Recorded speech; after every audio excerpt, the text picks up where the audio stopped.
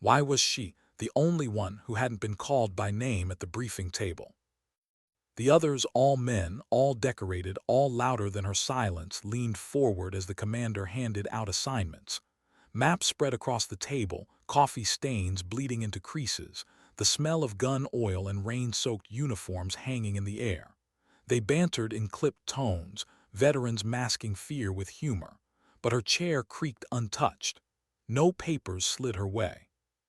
She sat with her arms folded, fingers locked too tight, the fluorescent light overhead flickering like a faulty heartbeat. Maybe they had forgotten her. Or maybe, and this cut deeper, they remembered exactly who she was.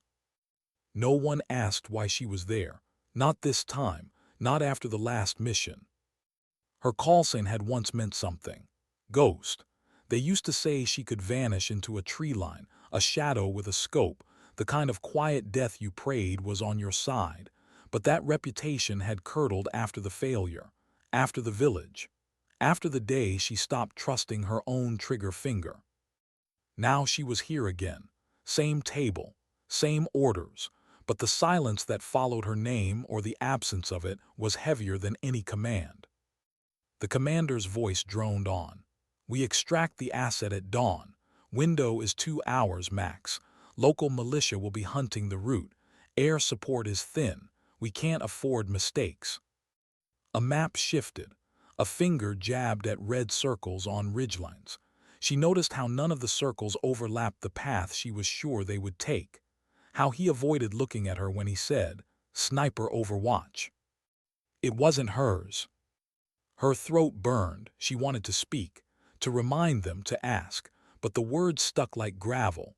Instead, she just nodded when someone finally muttered her assignment: perimeter security, south flank. A job for the expendable. They filed out, boots scraping concrete, laughter already starting as if to wash away the weight of the plan. She stayed behind, staring at the blurred ink on the map until it seemed to bleed. There was something she hadn't told them, not yet. Something about why she was here, why she'd requested to be included at all. Why she couldn't let go of the last mission, the one burned into her sleep. She gathered her gear in silence. Rifle, sidearm, a single folded photograph pressed between the pages of her notebook. The edges frayed from being handled too often, the image almost fatting. A child's smile. A woman's tired eyes. A kitchen table half lit by morning sun. Her daughter, her sister, her life before the call sign, before Ghost. She told herself she carried the photo as a reminder of what waited back home, but deep down she knew it wasn't about hope. It was about debt, about not failing again. The rain outside hit the tarmac in sheets. Engines hummed. Someone lit a cigarette, the smell sharp in the night air. She climbed into the transport with the others, their voices muffled through her headset. Nobody looked her in the eye. The flight was turbulence and static, the kind where silence isn't comfort but pressure pressing against eardrums, against ribs. She checked her weapon 3 times, adjusted her scope, even though she'd been told she wouldn't need it. Listened to the pilot's clipped updates, the sound of rain on the fuselage like nails dragging across tin. Then came the landing, mud sucking at boots, darkness split by lightning, jungle breathing heavy with insects and secrets. The mission had begun. And already, she knew something was off. The route was wrong. The intel was wrong. And as the unit moved into the black, she hung back for a beat, whispering a promise under her breath to the photo folded in her pocket. This time I don't miss. Why was she the only one who hadn't been called by name at the briefing table? The room smelled of burnt coffee and damp uniforms, the kind of scent that clung to skin long after you'd left. Maps lay sprawled across the scarred wooden table, their edges curling, stained by fingers that had pointed at them too many times. Rain tapped against the thin windows, each drop a reminder that outside, the night was waiting. The commander's voice cut through the static hum of fluorescent lights. He spoke quickly, without pause, assigning roles with the sharpness of a blade. Reyes, your primary entry. Dalton, your secondary breach. Mason, sniper overwatch. She listened, she waited. Every name came. Every task was dealt like a card in a rigged hand. Boots shifted. Pens scratched against notebooks. Men nodded, some with false bravado, others with quiet calculation.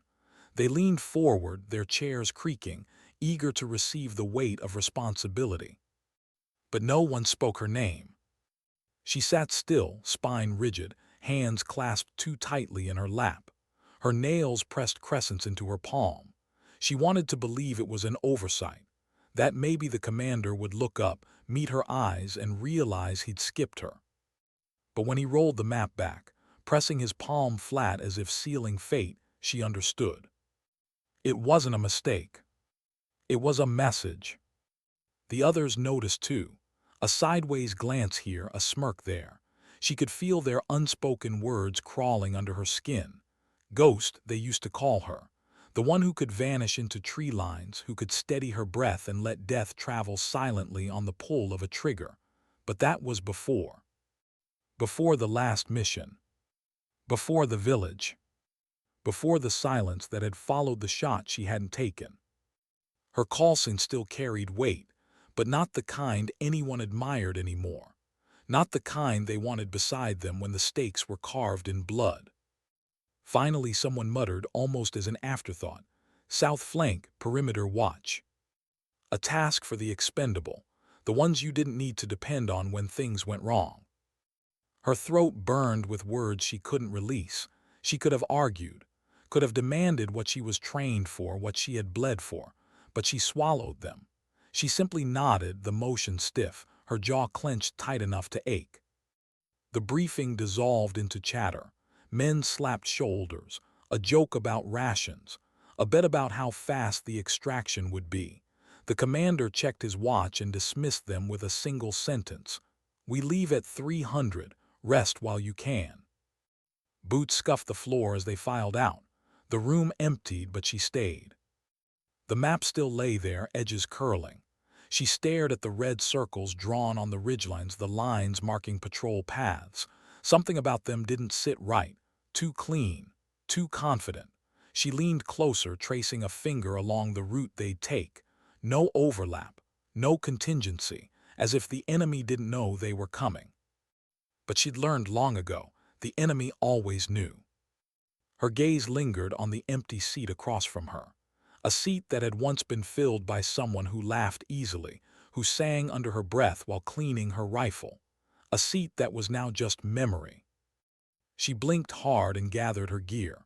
Rifle, sidearm, a notebook with too many empty pages, and between those pages a single folded photograph. The edges frayed, the image soft from touch. A little girl with a gap-toothed smile. A woman behind her, dark hair pulled back, eyes tired but proud. A kitchen table lit by weak morning sun. Her daughter, her sister, the life that had once been hers.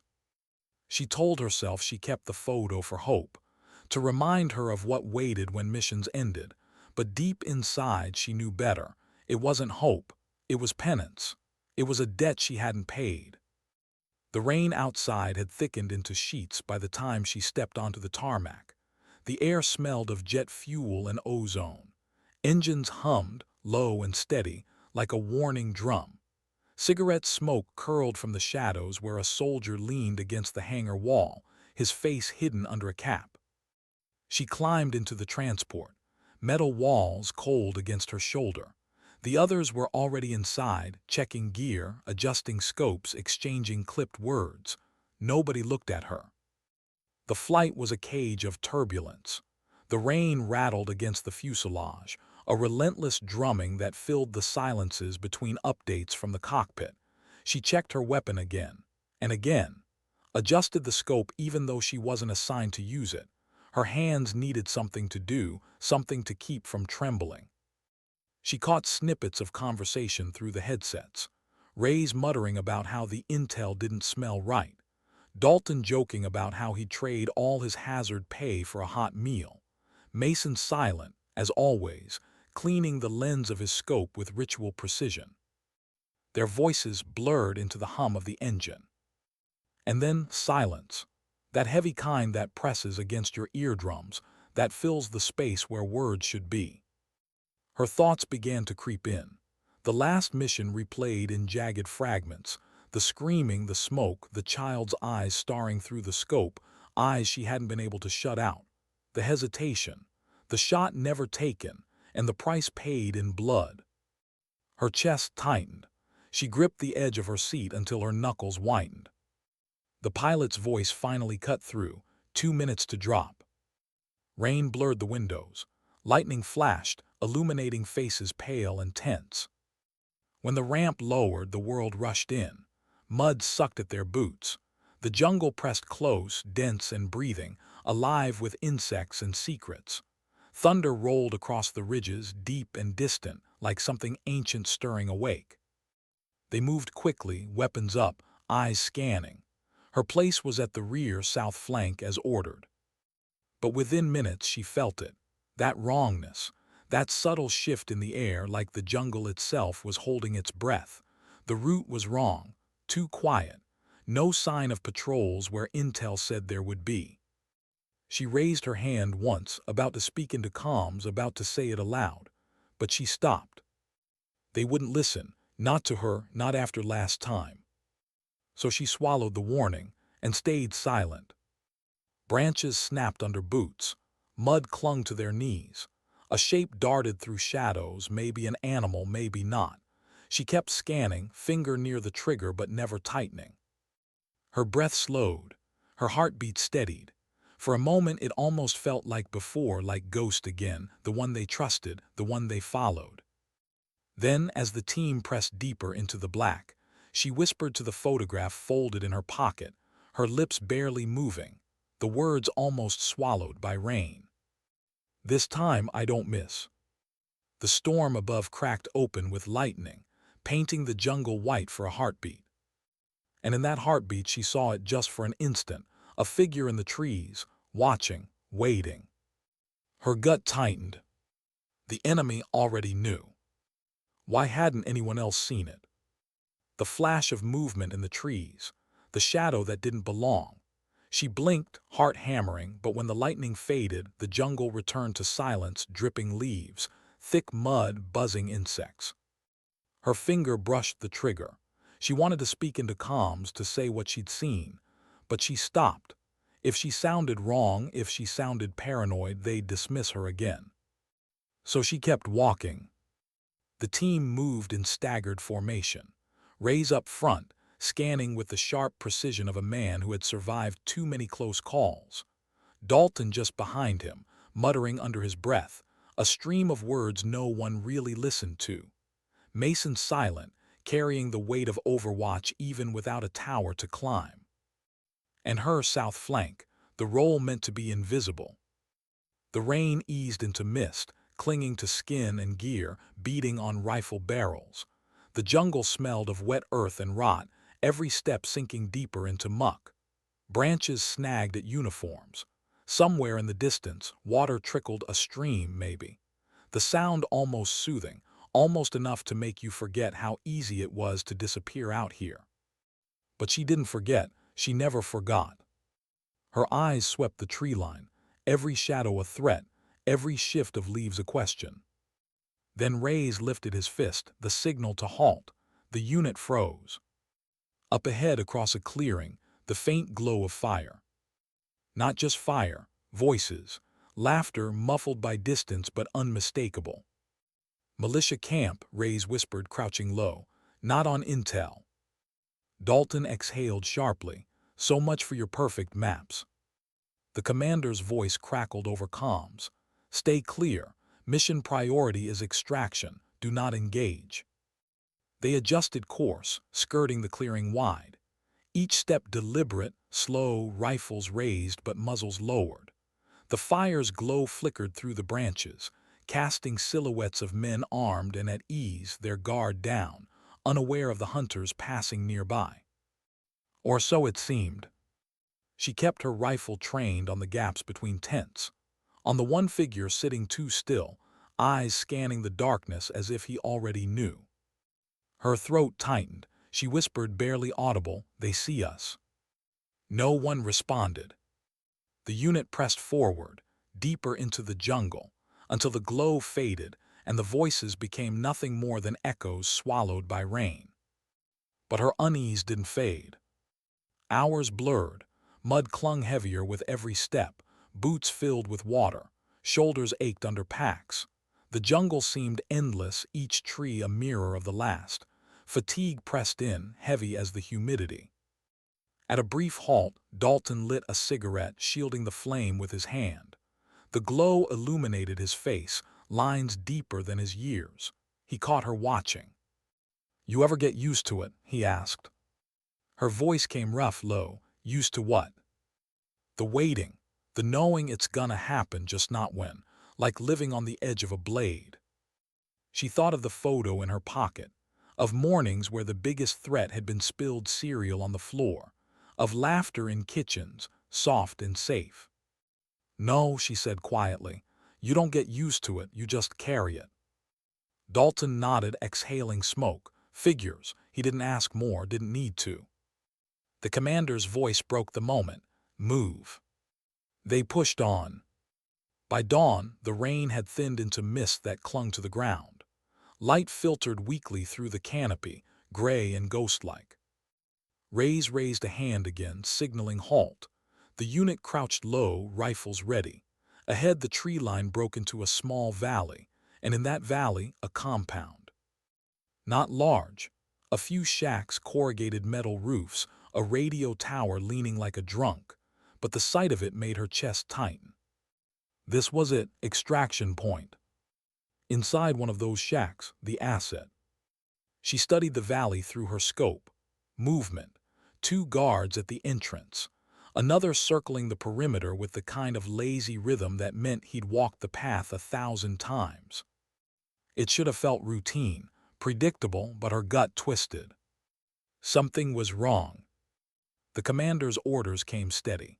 Reyes, Dalton, Mason, breach and secure. Ghost, hold south perimeter. Watch the ridge, we'll move fast. She bit down against the urge to argue. She wanted to be there inside where decisions mattered.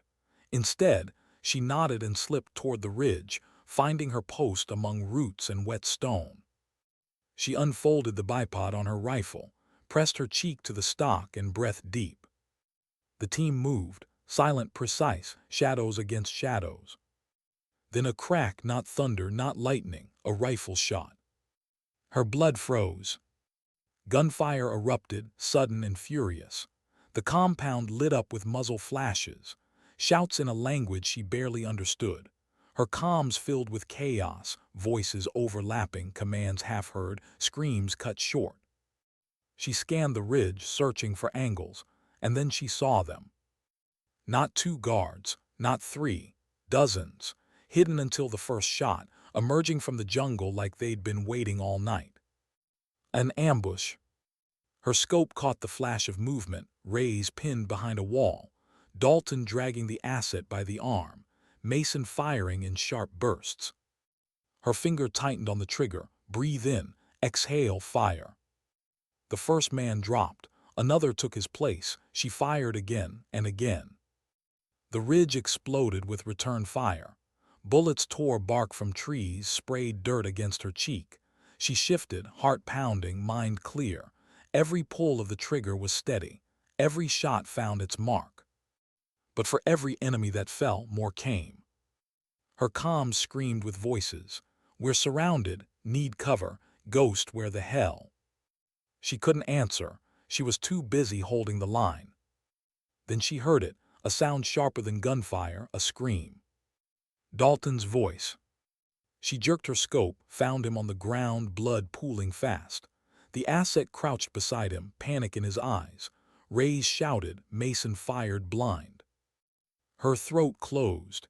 She took the shot that dropped the man above Dalton, another that cleared a path, but it wasn't enough. Dalton wasn't moving. Her chest ached, her hands trembled, but she forced them steady, whispering to herself, to the photo in her pocket, to the promise she'd made. "This time I don't miss." The battle raged, minutes stretched like hours. By the time the last shot faded, Silence hit harder than any explosion. The jungle held its breath again. Bodies littered the valley. Smoke curled from broken walls. Her rifle lowered, heavy in her hands. She exhaled, realizing only then that she'd been holding her breath for too long. Her comms crackled with Reyes' voice, raw and strained. "Dalton's down. We've got the asset. Move to extraction now." She stood slowly, legs stiff, mud clinging like chains. She wanted to run, to fight, to scream. But she just moved. Because that was what was left to do. How many times had she walked away from a battlefield? Too many, not enough. She couldn't decide. Her boots sank into the mud as she stumbled down the ridge, rifle heavy against her chest. The rain had thinned to mist again, but her ears still rang from gunfire. The smell of cordite clung to her skin, acrid and sharp, mixing with the metallic tang of blood. Dalton's blood. When she reached the valley floor, she saw him. Reyes was crouched over him, hands pressed tight against the wound, his jaw clenched as if he could force life back into the body beneath his palms. The asset hovered nearby, eyes wide, trembling, useless. Mason stood guard, scanning the tree line, his face pale, his rifle steady but his hands shaking just enough for her to notice. She froze. Dalton's chest rose, shallow and stuttering. His lips moved, barely sound. She moved closer, boots sinking, mud sucking at her steps like it wanted to keep her away. "Don't," Reyes snapped, his voice sharp as glass. "Stay back." She stopped. Dalton's eyes found hers anyway, and in them not blame, not anger, just resignation. He tried to speak again, voice weak, broken. She leaned forward, straining to hear. "You don't get used to it," he whispered. "You just carry it." Her throat closed. And then his eyes glazed, unfocused, his chest stilled. Reyes pressed harder, cursing under his breath. Mason muttered, come on," like a prayer, but it was over. Dalton was gone. The silence that followed was heavier than the firefight. No one moved, no one breathed. Finally, Reyes stood, his hands soaked crimson, his face carved from stone. "We move." The asset flinched, but Reyes spun on him. "Shut up, you want to live, you move." He turned and started up the slope toward the extraction route. Mason followed, his steps uneven. The asset trailed close, still trembling. She stayed, staring at Dalton's body. The mud had already begun to swallow him, rain pooling in the hollow of his chest. Her hand slipped into her pocket. She pulled out the photo, pressing it against her lips, whispering words no one could hear. Then she crouched beside Dalton, reached out, closed his eyes, and walked away. The jungle pressed in heavier with every step. The mist clung thicker, making every shadow stretch, every sound louder. The unit moved fast, silent except for breath and boots. But silence wasn't peace. Silence was guilt. Reyes led, his back rigid, his movements sharp. Mason trailed near the rear, his jaw tight, eyes flicking constantly as if the trees themselves had turned hostile. She drifted between them, her own thoughts louder than the jungle. Dalton's words echoed, sinking into her chest like lead. "You just carry it." She carried too much already. The commander's voice crackled in her ear. "Report." Reyes answered, clipped and cold. "Asset secure. Casualty sustained. Continuing to extraction." There was a pause, then, "Acknowledged, keep moving." No condolences, no hesitation, just orders. She swallowed hard. The rain had started again, light but steady, each drop tapping against her helmet like fingers drumming. Hours passed, time blurred. Hunger gnawed, but no one stopped to eat. Thirst burned, but no one drank. Every pause felt like an invitation to death. At one halt, Mason crouched beside her, his voice low. "He was right, you know." She blinked, turned. "What?" Mason's eyes were red, his face drawn. "Dalton, about carrying it. He carried all of us more times than I can count. Now it's our turn." She looked at him, at the way his hands still trembled despite the rifle clenched tight. He wasn't built for words, but the weight in them was real. She nodded barely. Then we carry him right. Mason gave the smallest smile, brittle but true, before Reyes snapped for them to move again. By nightfall, the jungle changed. The mist thickened into fog curling low across the ground. The air grew colder, the kind of cold that seeped into joints and made every step heavier. The asset stumbled often. Reyes yanked him forward each time, frustration boiling. "Keep moving or I'll leave you here." She watched the man, thin, pale, not a soldier. His hands shook whenever he touched his glasses, smudged with rain. She wanted to hate him for Dalton's death, for being the reason they were here at all. But when she saw the raw fear in his eyes, she couldn't. He was just another piece, in a game they had no control over. She remembered the girl in the photo, remembered nights rocking her to sleep, her tiny fists clutching at blankets, remembered her sister's weary smile, the way she'd said, "You're all she's got, you know." She wasn't here for commanders, or for intel, or even for Dalton. She was here for them. Every step forward was for them. The fog thickened until visibility shrank to yards. Sounds carried strangely, echoing. A twig snapped somewhere too close. A bird shrieked overhead and vanished. Reyes froze, raising his fist. The unit halted. Her heart raced, fingers brushed the trigger, eyes scanned shadows. Then silence. A silence too deep, too complete. And she knew. The ambush wasn't over. "Contact," Mason hissed. Figures emerged from the mist, slow at first then faster, dozens, maybe more. Gunfire erupted. Muzzle flashes tore through the fog. Bullets cracked past ears, slammed into trees, hissed through leaves. She dropped to a knee, sighted, fired. A man fell. Another rose. The fog turned red with flashes, the air thick with smoke and screams. Reyes barked orders. Mason shouted positions. The asset cowered, hands over his head. She moved without thought. Left, right, firing, shifting, firing again. Each shot steady, each breath controlled. But there were too many. And as the fight dragged on, she realized something that made her stomach drop. They weren't here for the asset. They were here for them. For her. The fog swirled. A figure emerged closer than he should have been. She swung, fired, he fell. Another took his place. The jungle wanted blood. Her breath caught. The weight of the photo pressed against her chest. And she whispered again through clenched teeth, through the roar of battle. "This time I don't miss."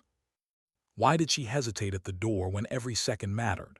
The hall beyond was dim, echoing with footsteps, but her fingers rested against the steel frame as if anchoring herself. Her breathing was steady, controlled, but there was a flicker in her eyes, a thought she couldn't shake. If she stepped through, there might be no return. And yet she moved, quietly, with purpose. The safe house wasn't safe anymore. They had learned that much too late. What was once a fortress of whispers and shadows had been compromised. Radios crackled, boots thundered above, and somewhere down those stairs, below the rotting floorboards, someone waited. Someone important enough that her command had sent her alone to make contact. The orders were simple: extract or silence, nothing in between. But orders, she knew, were rarely simple. Not for her. Not for the woman who had already given more than anyone realized. The air stank of mildew and sweat. A single light swung in the stairwell, squealing on its chain as she descended. She adjusted her grip on the rifle, the weight familiar, but her mind was elsewhere. A face, a smile, a voice from a past she never allowed herself to remember during missions. The image broke through at the worst times, dragging her into the wrong place, the wrong moment. Tonight it could get her killed. Halfway down, a shadow flickered at the corner of her vision. She froze, slow inhale, slow exhale. Her finger slid closer to the trigger. Silence. Only the hum of electricity somewhere deep in the walls. And then a whisper. "Don't shoot." The words weren't from a stranger. They weren't from the target. They were from a ghost of her past, a soldier she had lost, a soldier she had sworn to protect. She blinked once, hard, shaking the sound from her mind. Not now. She couldn't afford memories bleeding into reality. Not here. At the base of the stairs, she found him. The contact, not older than 20 by the look of him. His hands shook, clutching a folder that looked like it had been pulled through mud and blood both. His eyes darted past her toward the ceiling where shouts grew louder. He was trapped. So was she. "You're the one they sent," his voice cracked. "They said you'd come." She didn't answer. Words weren't useful right now. She scanned the room instead, one door half-rotted, bolted shut.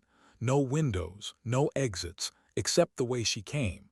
And upstairs, hell was coming down. He shoved the folder toward her. This is what they want. This is why they're here." She didn't look at it. Not yet. Instead, she studied his face. The sweat. The fear.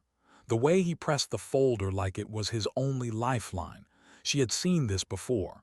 People desperate enough to believe in salvation, even if it came in the form of a soldier like her. "Why you?" she finally asked. His mouth opened, closed. He had no answer. Or maybe he had too many. She knew the type. People caught in wars they never asked for. People dragged under by tides far larger than themselves. The thud of boots grew closer. A door slammed above. Voices barked orders. She glanced at the ceiling, then back at him. Time was running out. She took the folder, slipped it inside her jacket. It was heavier than paper should be, weighted with consequence, with history. "We need to move," she said. He nodded, trembling. She reached for his arm, but then stopped. That hesitation again. Not fear, something else, something colder. Orders. She was supposed to extract or silence.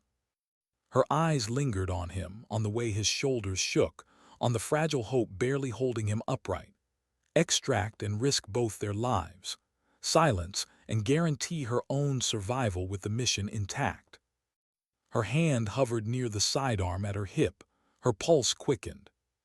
But she saw him look at her, really look, and in that fleeting moment, something broke inside her. She remembered what it felt like to be dismissed, to be expendable, to be seen as nothing but a liability. The old scars cut deeper than any knife. "Not this time." "We move together," she said, sharper than she intended. He stared at her, then slowly nodded. The upstairs door slammed open. Heavy boots pounded down the steps. Shouts filled the air. She pulled him against the wall, whispering, "Stay behind me," no sound. Her rifle rose, smooth, deliberate. Every muscle in her body screamed for control, precision, silence. She wasn't here for glory. She wasn't here for medals. She was here because she had once promised herself, if she could save even one life, it would mean something. The first soldier appeared in the stairwell, weapon raised. She didn't fire. Not yet. Timing mattered. One mistake and the boy would be dead before he breathed another word. 1, 2, 3. The burst was sharp, controlled. One down. Two more shadows followed, but she was already moving, pressing the boy behind her, weaving through dust and chaos as the stairwell lit with fire. The noise was deafening, but inside her mind there was only silence. A silence filled with the memory of that voice she had heard before, the whisper of someone long gone. She didn't have time to wonder why the past haunted her tonight, only time to keep moving. By the time they reached the first floor, smoke curled through broken walls and the boy coughed hard, clutching his chest. She grabbed his collar, dragging him low. He stumbled, but she didn't stop. Not until they burst through the back door into cold night air. She sucked in a breath, tasting rain on the wind. Freedom for now. But the storm hadn't passed, not even close. He leaned against the alley wall, gasping. She stood guard, rifle steady, heart pounding against her ribs. In her jacket, the folder pressed like a weight she couldn't ignore. "What's in this?" she asked, not taking her eyes off the dark street ahead. He swallowed, trembling. Proof, names, everything, enough to burn them down. She glanced at him just briefly. The boy who wasn't supposed to live. The folder she wasn't supposed to open. the choice she wasn't supposed to make. She turned back to the shadows. Rain began to fall, light, cold, relentless. "Then we don't stop running," she whispered. And somewhere deep inside, a question burned louder than all the gunfire and thunder. Why had she risked everything, defied orders, for someone she had just met?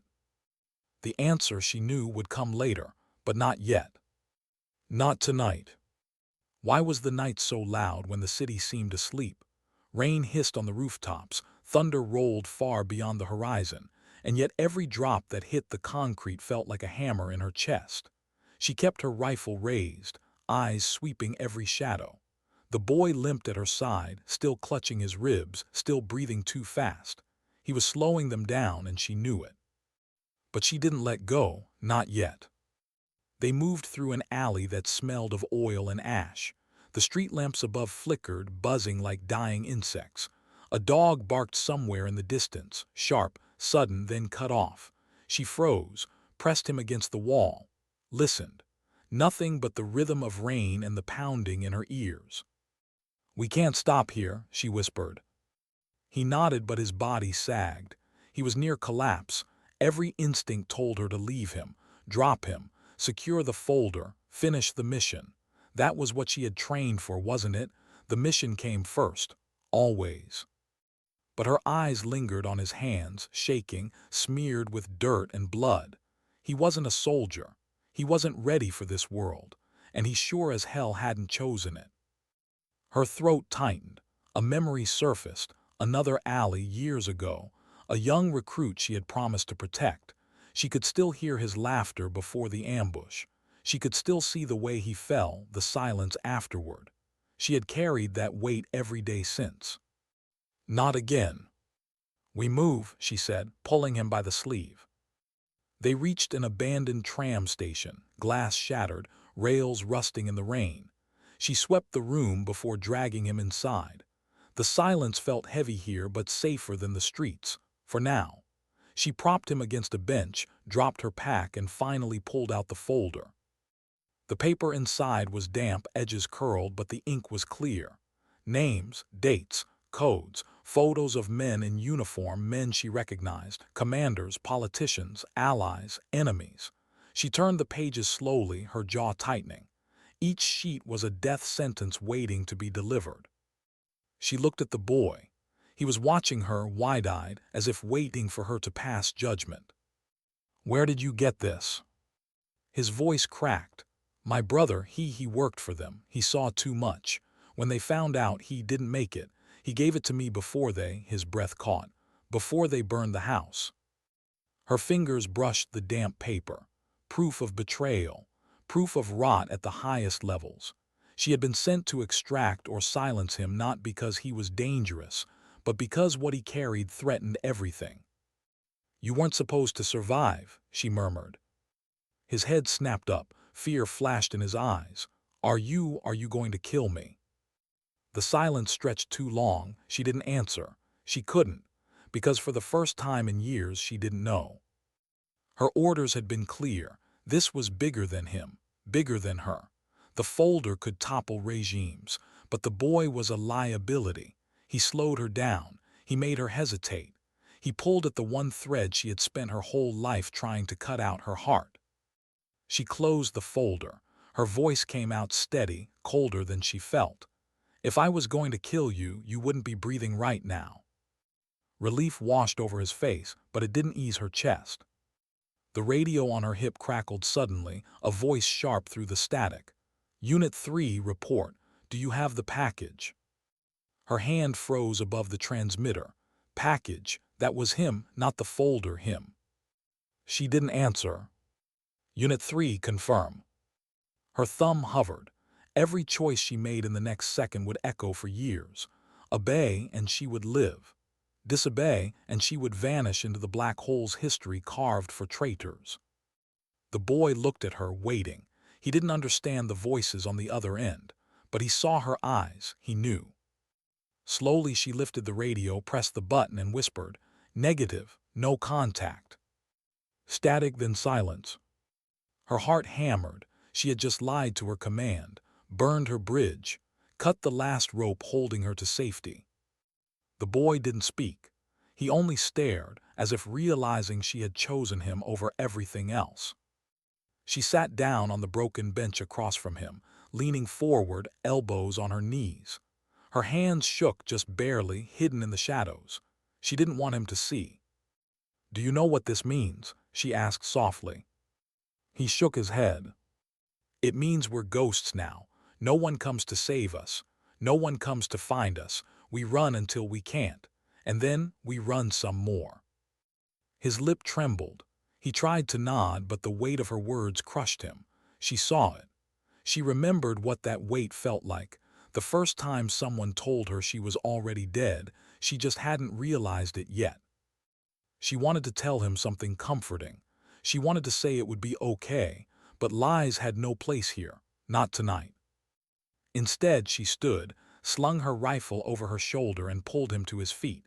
We moved before dawn.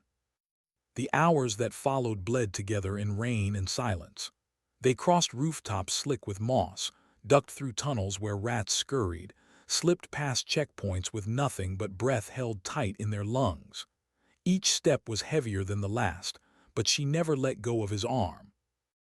By morning, they reached the edge of the industrial quarter.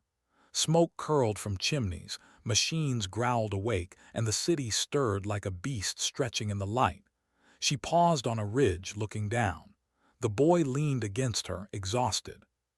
For a moment she closed her eyes, felt the cold wind sting her cheeks, thought of the faces in that folder, the lives already lost, the blood already spilled. She wondered if her choice had doomed them all. But when she opened her eyes, she looked at the boy, fragile, trembling, still standing, and she knew. Some sacrifices weren't about winning. They were about refusing to become what the world expected. The mission had changed, and so had she.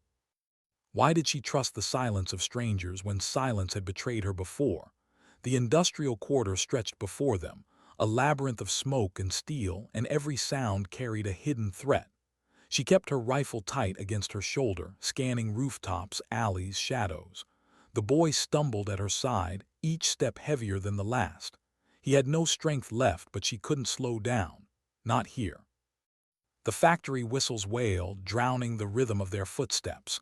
Workers poured into the streets, faces blank, shoulders bent. No one noticed them, or maybe no one wanted to. She kept her hood low, her pace steady, her breathing even. Blend in. Disappear. But the boy was trembling, his face too pale, his clothes too clean compared to the soot-stained men and women they passed. He didn't fit. He couldn't. She wrapped an arm around his shoulders, pulled him close, whispered, "Walk like you belong." He tried. She saw him force his chin down, copy the shuffle of those around him. But his hands wouldn't stop shaking. She tightened her grip as if she could steady him with the strength of her own body. They reached the edge of the square, where a tram screeched to a halt. People surged forward, elbows sharp, voices low. She guided him into the crowd, heart pounding against her ribs. If they could board, they might slip beyond the checkpoints before the net closed. But then she saw them, two men in plain clothes, too clean, too alert. Their eyes moved differently than the others, scanning, calculating, not workers, hunters. Her pulse spiked. She shifted her weight subtly. The boy looked up at her, sensing something. She didn't speak. Didn't need to. He understood in the way his breath hitched. The men moved closer. She pulled the boy into the tram, pressed him into a corner, stood in front of him like a wall. The doors hissed shut. The tram jolted forward. For a few seconds, she let herself breathe. The rain-streaked windows blurred the world outside. The hum of wheels on rusted tracks masked the thrum in her chest. Maybe they had slipped away. Then she saw their reflections in the glass. The two men had boarded. Her grip tightened on the rifle hidden beneath her coat. She calculated distance, angles, the weight of witnesses. She could drop them both before they drew, but then what? The tram would stop. The city would lock down. She couldn't fire, not here. So she waited. One of the men edged through the passengers, slow, deliberate, as if simply swaying with the tram's motion. The other stayed by the door, hand resting against his jacket pocket. Her eyes tracked every movement, every twitch. The boy pressed into her back, his breath hot, fast, desperate. She whispered without turning her head, "Stay still." He froze. The man approaching paused. His gaze swept the passengers, lingered just a moment too long on her hood. A flicker of recognition or suspicion. Then a voice cut through the tram, rough, broken. "Tickets, everyone, tickets out." An old man shuffled forward, his back bent, a faded conductor's cap pulled low over his brow. He moved with the authority of routine, thrusting out his hand for tickets. People groaned, fished in their pockets, handed scraps of paper. The two hunters exchanged glances. Their tension softened just a little. They fumbled for tickets too, distracted. The old man reached her. His eyes sharp, blue, lifted to hers beneath the hood.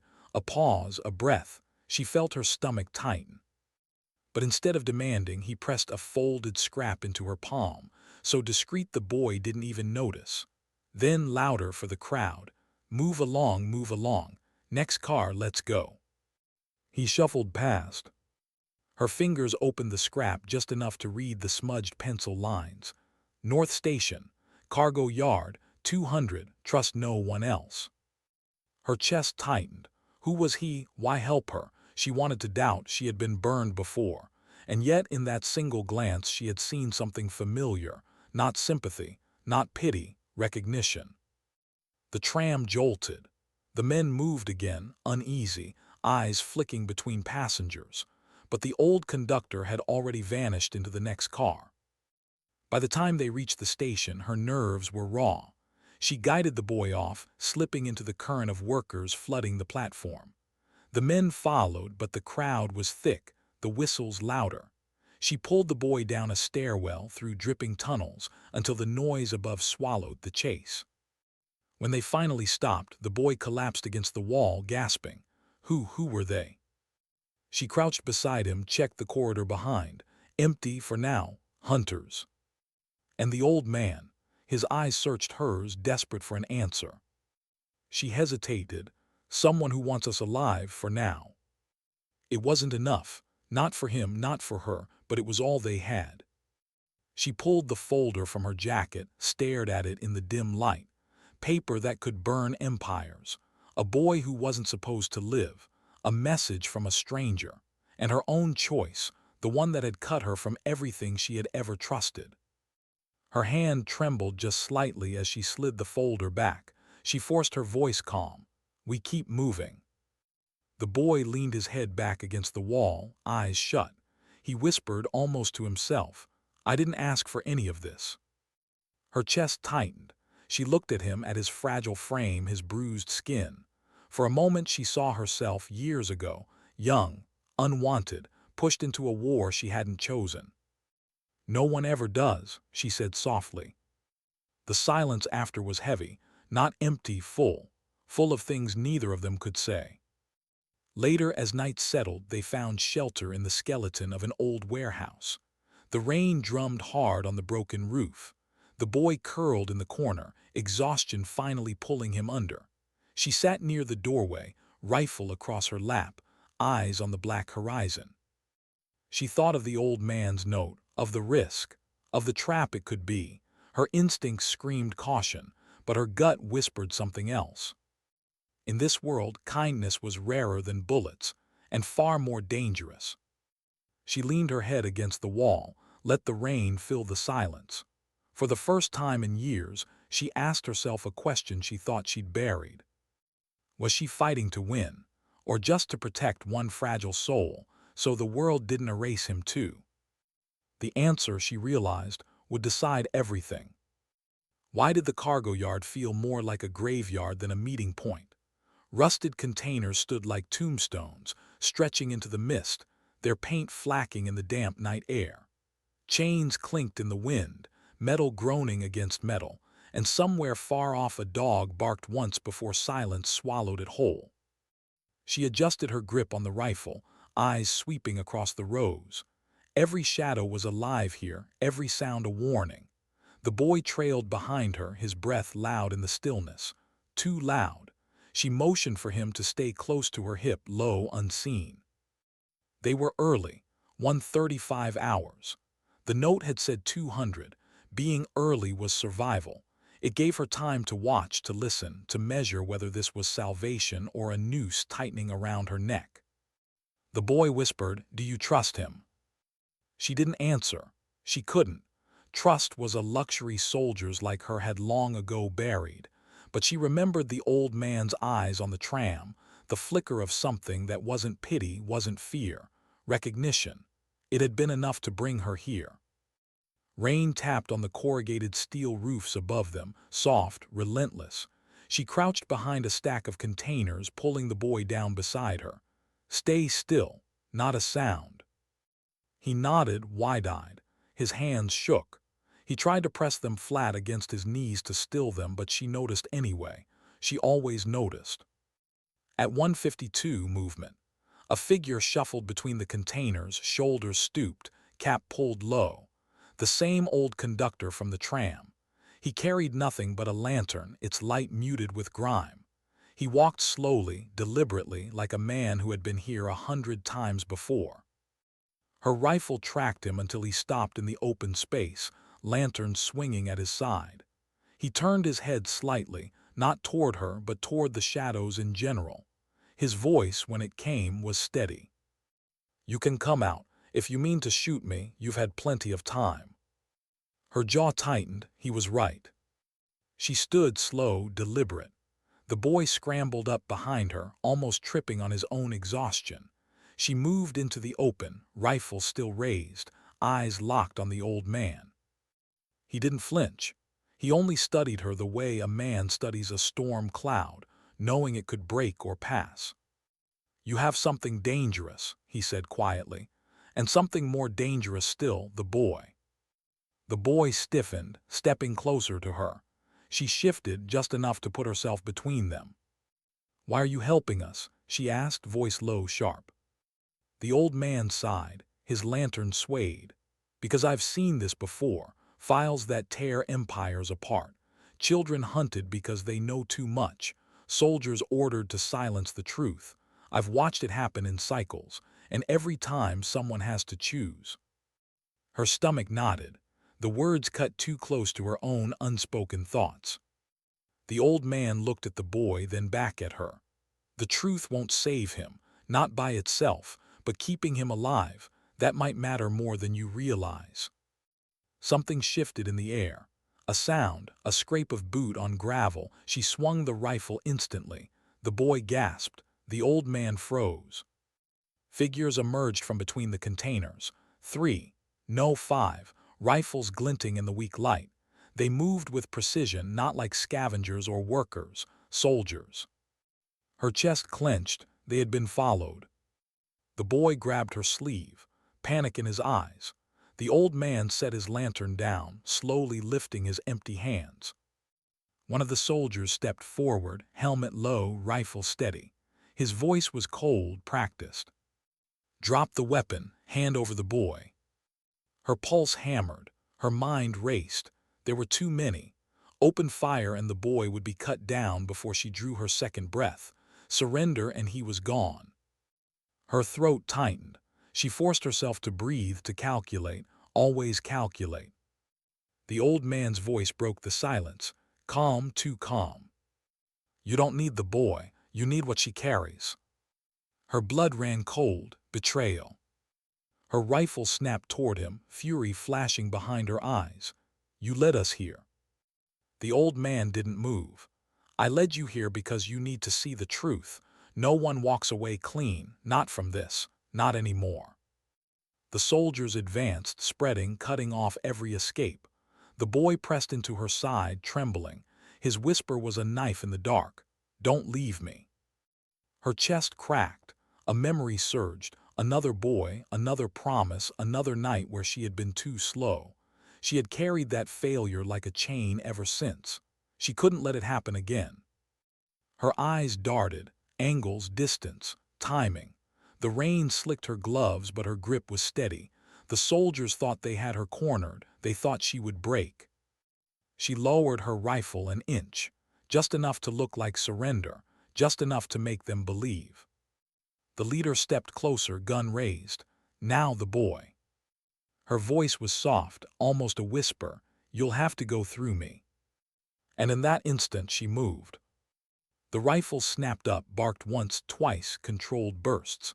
The first soldier fell, the second staggered. The yard erupted in gunfire, thunder, and sparks, metal screaming as bullets ricocheted.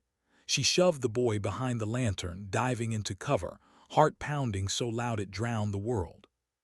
The old man ducked too, but his eyes never left her. Not shock, not fear, something heavier. "You can't save him forever," he shouted over the chaos. "You'll die for nothing." Her answer was in the fire of her rifle, the grit of her teeth, the blood roaring in her ears. She didn't fight to win. She fought because the boy was still breathing. And that was enough. The battle tore through the yard, rain mixing with smoke, shouts cutting into the night. Each shot was a heartbeat. Each breath was a choice.